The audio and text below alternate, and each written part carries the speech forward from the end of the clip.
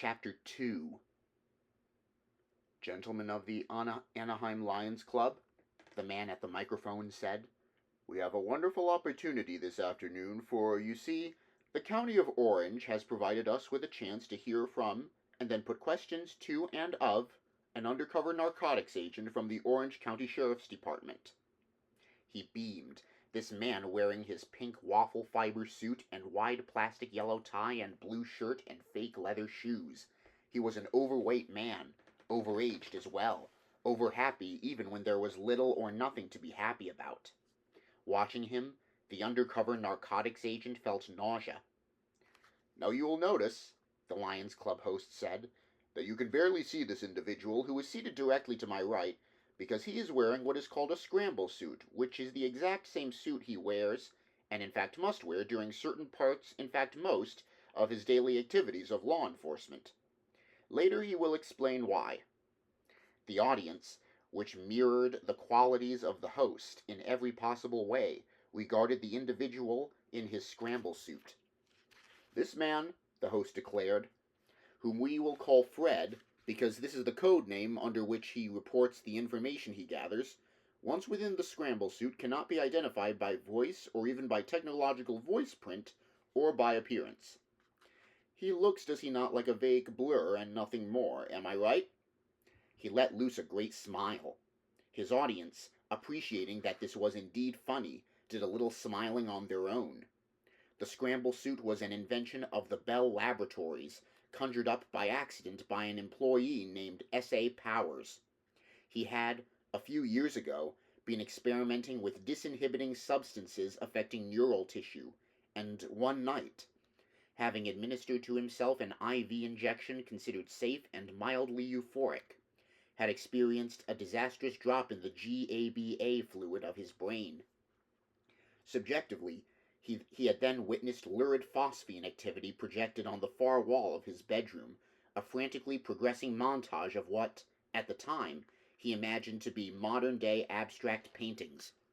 For about 6 hours, entranced, S.A. Powers had watched thousands of Picasso paintings replace one another at flash-cut speed, and then he had been treated to Paul Cleese, more than the painter had painted during his entire lifetime. S.A. Powers, now viewing Modigliani paintings replace themselves at furious velocity, had conjectured, one needs a theory for everything, that the Rosicrucians were telepathically beaming pictures at him, probably boosted by micro-relay systems of an advanced order. But then, when Kandinsky paintings began to harass him, he recalled that the main art museum at Leningrad specialized in just such non-objective moderns, and decided that the Soviets were attempting telepathically to contact him. In the morning he remembered that a drastic drop in the GABA fluid of the brain normally produced such phosphine activity. Nobody was trying telepathically, with or without microwave boosting, to contact him. But it did give him the idea for the scramble suit. Basically, his design consisted of a multifaceted quartz lens hooked to a miniaturized computer whose memory banks held up to 1.5 million physiognomic fraction representations of various people, men and women, children, with every variant encoded and then projected outward in all directions equally onto a super-thin shroud-like membrane large enough to fit around an average human. As the computer looped through its banks, it projected every conceivable eye color, hair color, shape and type of nose, formation of teeth, configuration of facial bone structure.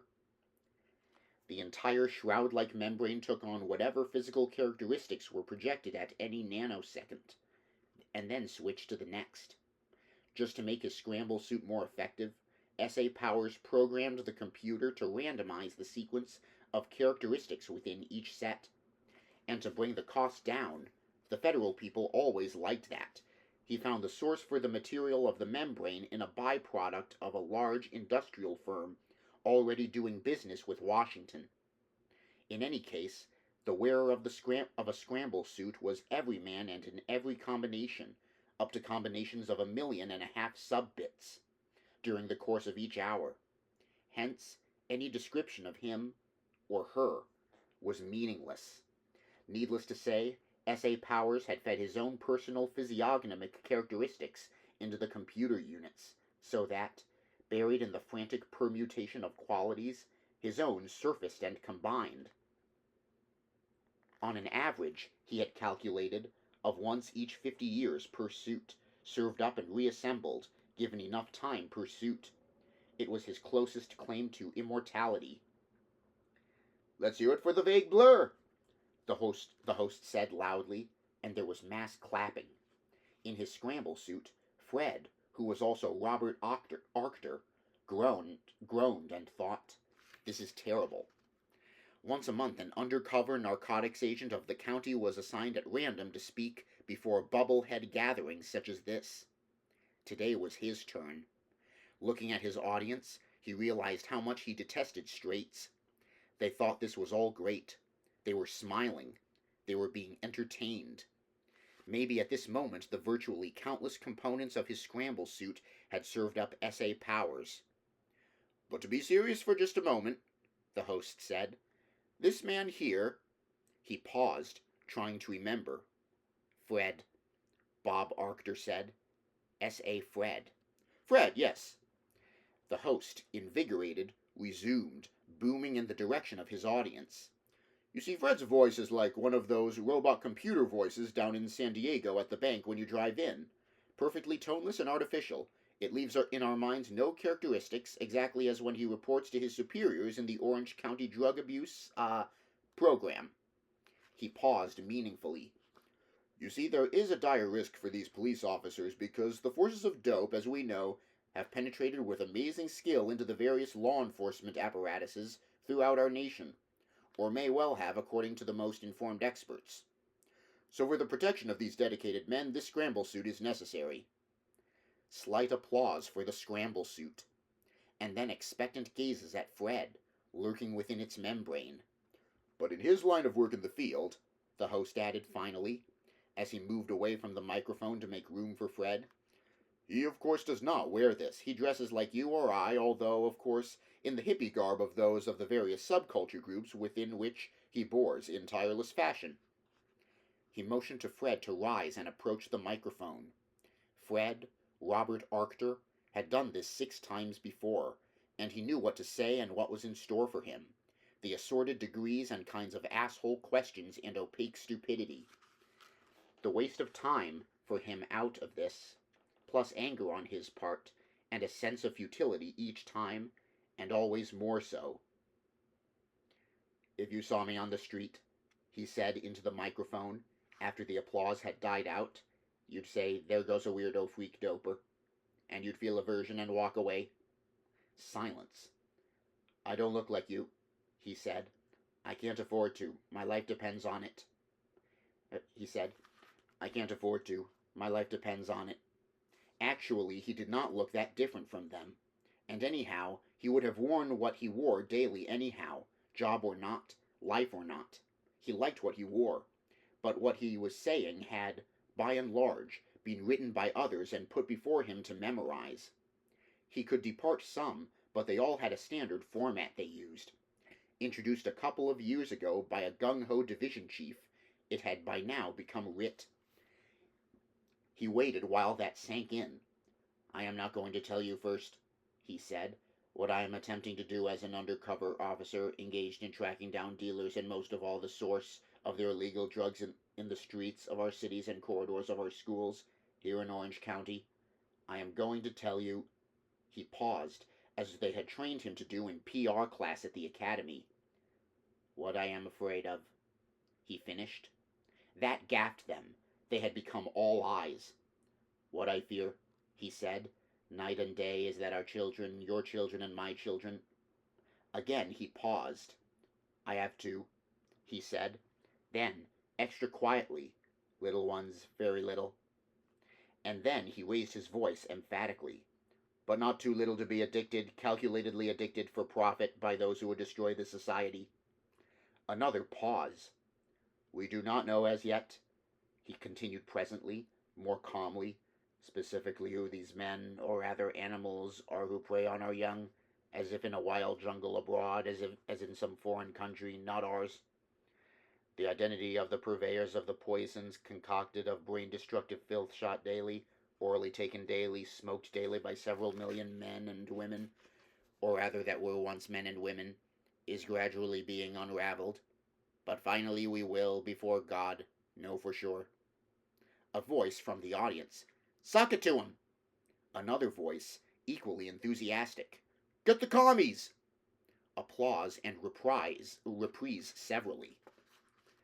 Robert Arcter halted, stared at them, at the straights in their fat suits, their fat ties, their fat shoes, and he thought, Substance D can't destroy their brains. They have none. Tell it like it is, a slightly less emphatic voice called up, a woman's voice. Searching, Arcter made out a middle-aged lady, not so fat, her hands clasped anxiously. Each day, Fred, Robert Arcter, whatever, said, this disease takes its toll of us. By the end of each passing day, the flow of profits, and where they go, we... He broke off. For the life of him he could not dredge up the rest of the sentence, even though he had repeated it 1,000,000 times, both in class and at previous lectures. All in the large room had fallen silent. Well, he said, it isn't the profits anyhow. It's something else, what you see happen. They didn't notice any difference, he noticed, even though they had dropped the prepared speech and was wandering on. Even though he had dropped the prepared speech and was wandering on, by himself, without help from the PR boys back at the Orange County Civic Center. What difference anyhow, he thought. So what? What, really, do they know or care? The straights, he thought, live in their huge fortified apartment complexes guarded by their guards, ready to open fire on any and every doper who scales the wall with an empty pillowcase to rip off their piano and electric clock and razor and stereo that they haven't paid for anyhow, so he can get his fix, get the shit that if he doesn't, he maybe dies, outright flat-out dies, of the pain and shock of withdrawal. But, he thought, when you're living inside looking safely out, and your wall is electrified and your guard is armed, why think about that? If you were a diabetic, he said, and you didn't have money for a hit of insulin, would you steal to get the money, or just die? Silence. In the headphone of his scramble suit, a tinny voice said, I think you better go back to the prepared text. Fred, I really do advise it. Into his throat mic, Fred, Robert Arcter, whatever, said, I forget it. Only his superior at Orange County GHQ, which was not Mr. F., that is to say, Hank, could hear this. This was an anonymous superior, assigned to him only for this occasion. Right, the official tinny prompter said in his earphone. I'll read it to you. Repeat it after me, but try to get it to sound casual. Slight hesitation, riffling of pages. Let's see. Each day the profits flow. Where they go, that's about where you stopped. I've got a block against this stuff, Arcter said. We'll soon determine, his official prompter said, unheeding, and then retribution will swiftly follow. And at that moment I would not for the life of me be in their shoes. Do you know I have got a block against this stuff? Arcter said. Because this is what gets people on dope. He thought, this is why you lurch off and become a doper. This sort of stuff. This is why you give up and leave. In disgust. But then he looked once more out at his audience and realized that for them this was not so. This was the only way they could be reached. He was talking to nitwits. Mental simps. It had to be put in the same way it had been put in first grade. A is for apple, and the apple is round. D, he said aloud to his audience, is for substance D, which is for dumbness or despair and desertion, the desertion of your friends from you, you from them, everyone from everyone, isolation and loneliness and hating and suspecting each other. D, he said then, is finally death. Slow death, he halted. We, the dopers, he said, call it. His voice rasped and faltered. As you probably know, slow death. From the head on down, well, that's it.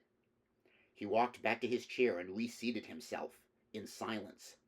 You blew it, his superior in the prompter said. See me in my office when you get back, room 430. Yes, Arctur said. I blew it. They were looking at him as if he had pissed on the stage before their eyes, although he was not sure why, just why. Striding to the mic, the Lions Club host said, Fred asked me in advance of this lecture to make it primarily a question and answer for him, with only a short introductory statement by him. I forgot to mention that. All right. He raised his right hand. Who first, people? Arctur suddenly got to his feet again, clumsily. It would appear that Fred has something more to add, the host said, beckoning to him. Going slowly back over to the microphone, Arctur said, his head down, speaking with precision. Just this. Don't kick their asses after they're on it. The users, the addicts, half of them, most of them, especially the girls, didn't know what they were getting on, or even that they were getting on anything at all. Just try to keep them, the people, any of us, from getting on it. He looked up briefly. See, they dissolve some reds in a glass of wine, the pushers, I mean. They give the booze to a chick, an underage little chick with 8 to 10 reds in it, and she passes out, and then they inject her with a Mex hit, which is half heroin and half substance D. He broke off. Thank you, he said. A man called up. How do we stop them, sir? He said. A man called up. How do we stop them, sir? Kill the pushers, Arctur said, and walked back to his chair. He did not feel like returning right away to the Orange County Civic Center and room 430, so he wandered down one of the commercial streets of Anaheim, inspecting the McDonald's burger stands and car washes and gas stations and Pizza Huts and other marvels. Roaming aimlessly along like this on the public street with all kinds of people, he always had a strange feeling as to who he was. As he had said to the Lions types there in the hall, he looked like a doper when out of his scramble suit. He conversed like a doper. Those around him knew now, no doubt, took him to be a doper, and reacted accordingly. Other dopers. See there, he thought. Other, for instance. Gave him a peace brother look, and the straights didn't. You put on a bishop's robe and mitre, he pondered, and walk around in that, and people bow and genuflect and like that, and try to kiss your ring, if not your ass, and pretty soon you're a bishop, so to speak. What is identity? He asked himself. Where does the act end? Nobody knows. What really fouled up his sense of who and what he was came when the man hassled him. When harness bulls beat cops, or cops in general, any and all, for example, came cruising up slowly to the curb near him in an intimidating manner as he walked, scrutinized him at length with an intense, keen, metallic, blank stare, and then, often as not, evidently on whim, parked and beckoned him over. Okay, let's see your ID, the cop would say, reaching out, and then, as Arctur Fred whatever God knew fumbled in his wallet pocket, the cop would yell at him, Ever been arrested? Or, as a variant on that, adding, Before? As if he were about to go into the bucket right then. What's the beef? He usually said, if he said anything at all. A crowd naturally gathered. Most of them assumed he'd been nailed dealing on the corner. They grinned uneasily and waited to see what happened, although some of them, usually Chicanos or blacks or obvious heads, looked angry. And those that looked angry began after a short interval to be aware that they looked angry, and they changed that swiftly to impassive. Because everybody knew that anyone looking angry or uneasy, it didn't matter which, around cops must have something to hide. The cops especially knew that, legend had it, and they hassled such persons automatically. This time, however, no one bothered him. Many heads were in evidence. He was only one of many. What am I actually? He asked himself. He wished, momentarily, for his scramble suit. Then, he thought, I could go on being a vague blur, and passers-by, street people in general, would applaud. Let's hear it for the vague blur, he thought, doing a short rerun. What a way to get recognition. How, for instance, could they be sure it wasn't some other vague blur and not the right one? It could be somebody other than Fred inside, or another Fred, and they'd never know, not even when Fred opened his mouth and talked. They wouldn't really know then. They'd never know. It could be AI pretending to be Fred, for example. It could be anyone in there. It could even be empty.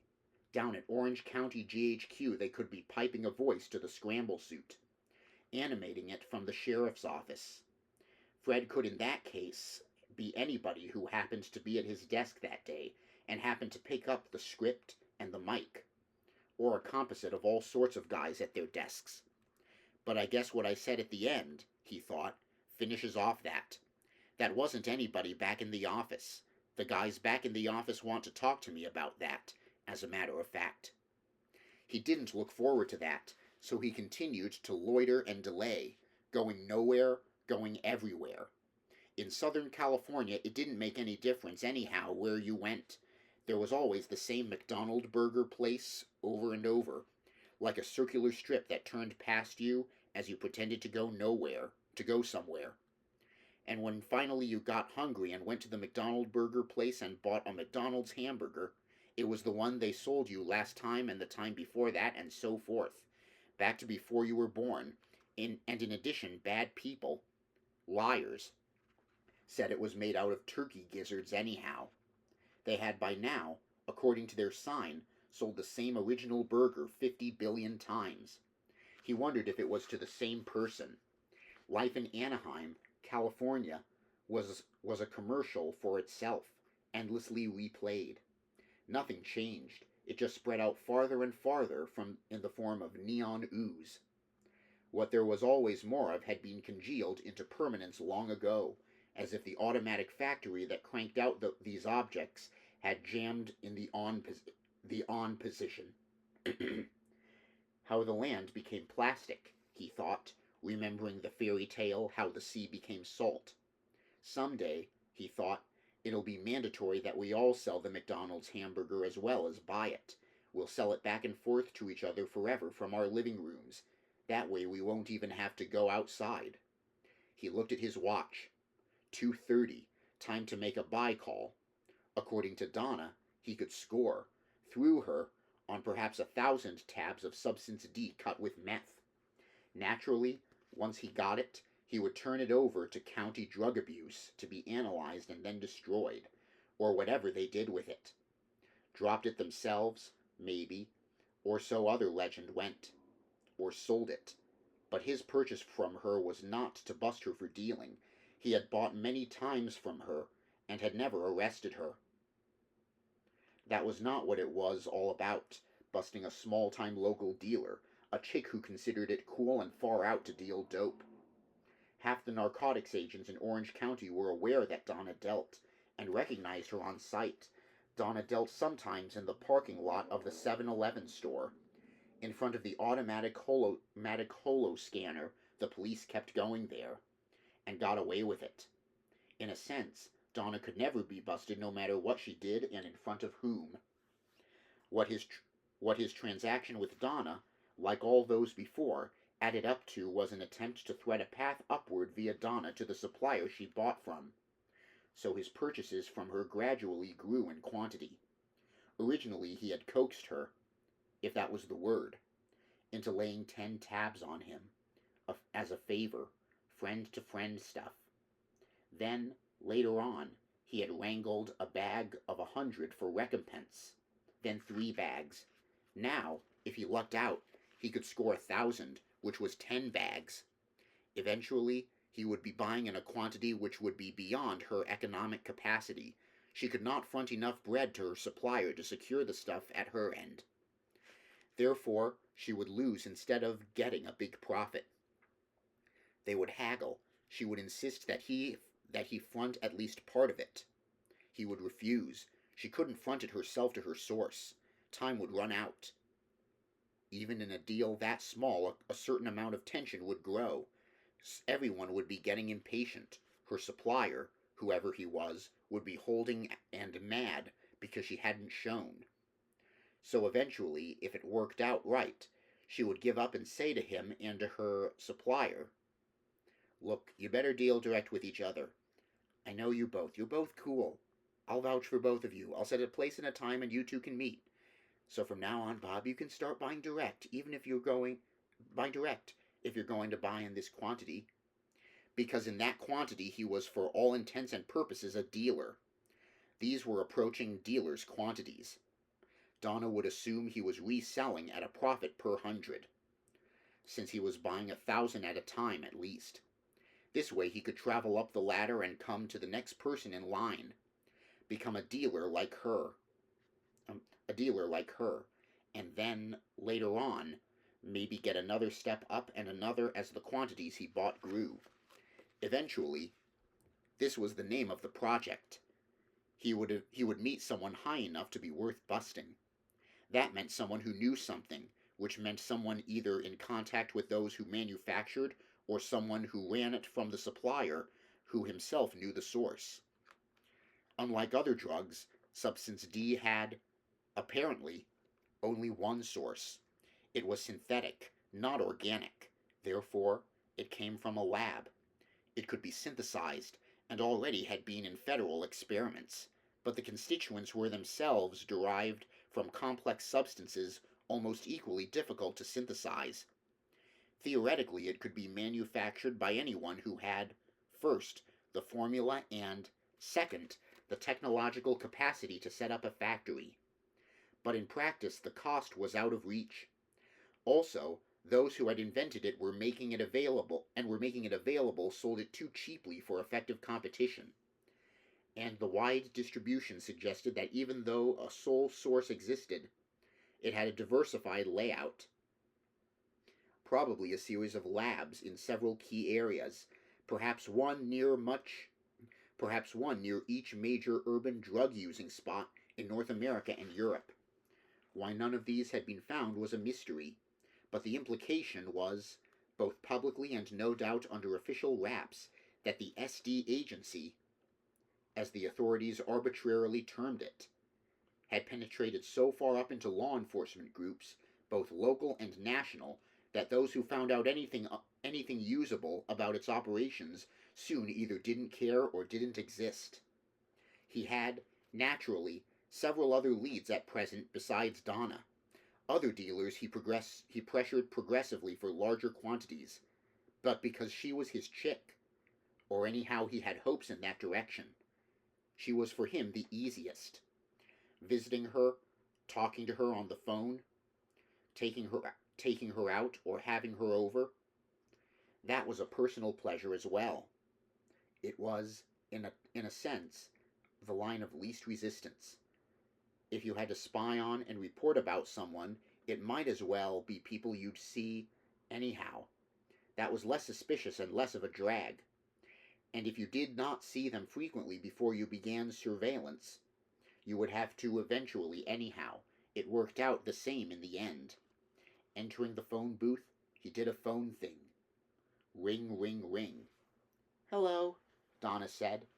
Every payphone in the world was tapped. Or if it wasn't, some crew somewhere just hadn't gotten around to it. The taps fed electronically onto storage reels at a central point, and about once every second day, a printout was obtained by an officer who listened to many phones without having to leave his office. He merely rang up the storage drums and, on signal, they played back, skipping all dead tape. Most calls were harmless. The officer could identify ones that weren't fairly readily. That was his skill. That was what he got paid for. Some officers were better at it than others. As he and Donna talked, therefore, no one was listening. The playback would come maybe the next day at the earliest. If they discussed anything strikingly illegal and the monitoring officer caught it, then voice prints would be made. But all he and she had to do was keep it mild. The dialogue could still be recognizable as a dope deal.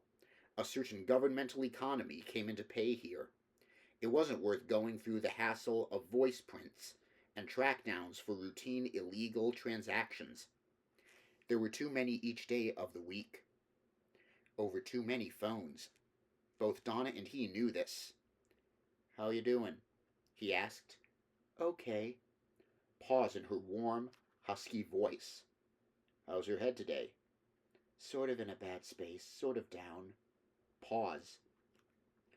"I was bum-tripped this AM by my boss at the shop." Donna worked behind the counter of a little perfume shop in Gateside Mall in Costa Mesa, to which she drove every morning in her MG. "You know what he said?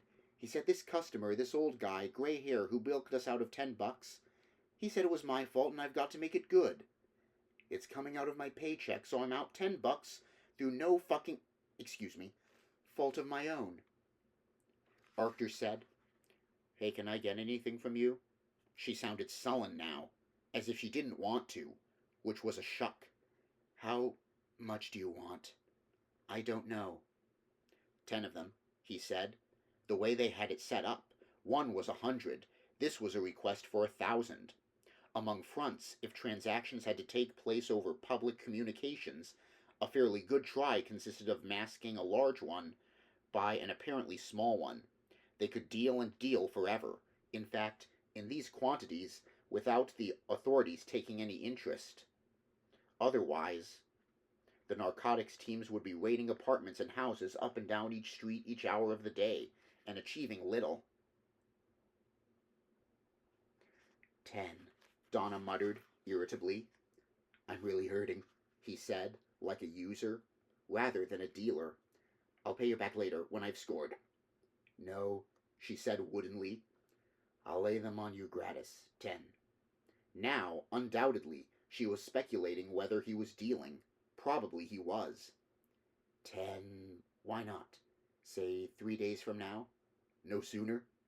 These are... Okay, he said. I'll drop over. What time? She calculated. Say around 8 in the p.m. 8 in the p.m. Hey, I want to show you a book I got. Somebody left it at the shop.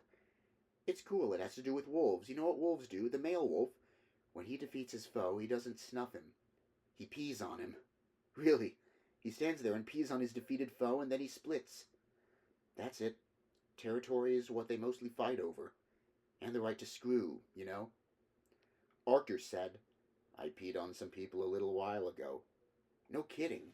How come? Metaphorically, he said. Not the usual way? I mean, he said, I told them... He broke off, talking too much. A fuck-up. Jesus, he thought. These dudes, he said, like biker types, you dig, around the Foster's Freeze. I was cruising by and they said something raunchy, so I turned around and said something like... He couldn't think of anything for a moment. You can tell me, Donna said. Even if it's super gross, you gotta be super gross with biker types or they won't understand. Archer said, I told him I'd rather ride a pig than a hog. Anytime. I don't get it. Well, a pig is a chick that... Oh yeah, okay, well I get it. Barf. I'll see you at my place like you said, he said. Goodbye. He started to hang up. Can I bring the wolf book and show you? It's by Conrad Lawrence. The back cover, where they tell, says he was the foremost authority on wolves on Earth. Oh yeah, one more thing. Your roommates both came into the shop today. Ernie what's-his-name and that Barris, looking for you if you might have... What about? Archer said. Your Archer said. Your cephalochromoscope that cost you $900, that you always turn on and play when you get home. Ernie and Barris were babbling away about it. They tried to use it today and it wouldn't work. No colors and no set patterns in either one. So they got Barris's toolkit and unscrewed the bottom plate. The hell you say? He said, indignant. And they say it's been fucked over, sabotaged, cut wires and like sort of weird stuff, you know, freaky things, shorts and broken parts. Barris said he'd try to... I'm going right home, Archer said, and hung up. My primo possession, he thought bitterly, and that fool Barris tinkering with it. But I can't go home right now, he realized. I've got to go over to New Path and check on what they're up to. It was his assignment. Mandatory.